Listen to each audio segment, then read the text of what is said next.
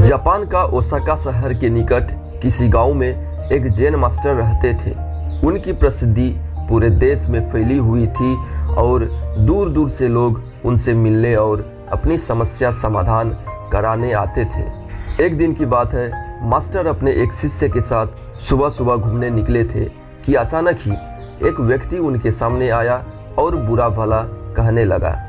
उसने पहले मास्टर के लिए बहुत से अपशब्द कहे, पर बावजूद इसके मास्टर मुस्कुराते हुए चलते रहे। मास्टर को ऐसा करता देख वह व्यक्ति और भी अधिक गुस्सा हो गया और उनके पूर्वजों तक को अपमानित करने लगा, पर इसके बावजूद मास्टर मुस्कुराते हुए आगे बढ़ते रहे।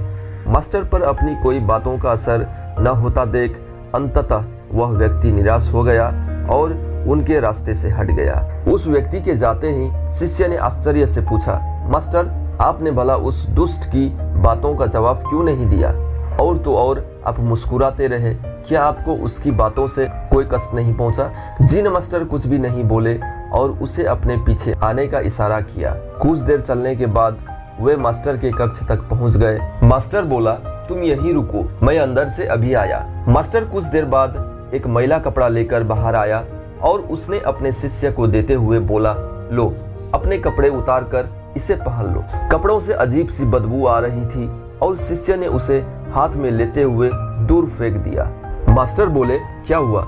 तुम इन मैले कपड़ों को नहीं ग्रहण कर सकते ना? ठीक इसी तरह मैं भी उस व्यक्ति द्वारा फेंके हुए अपशब्दों को नहीं ग्रहण कर सकता। इतना याद रखो कि यदि तुम किसी के बिना मतलब बुरा भला कहने पर स्वयं भी क्रोधित हो जाते हो, तो इसका अर्थ है कि तुम अपने साफ सुथरे वस्त्रों की जगह उसके फेंके फटे पुराने मैले कपड़ों को धारण कर रहे हो। दोस्तों, इस दिन कहानी में गुरु ने शांत चित्त रहकर अपने आप पर और विचारों पर काबू पाने की बात कही है। किसी की अपशब्द पर हमें बिल्कुल ही विचलित नहीं होना चाहिए। हमारे मन और तन पर सिर्फ हमारा ही कंट्रोल होना चाहिए।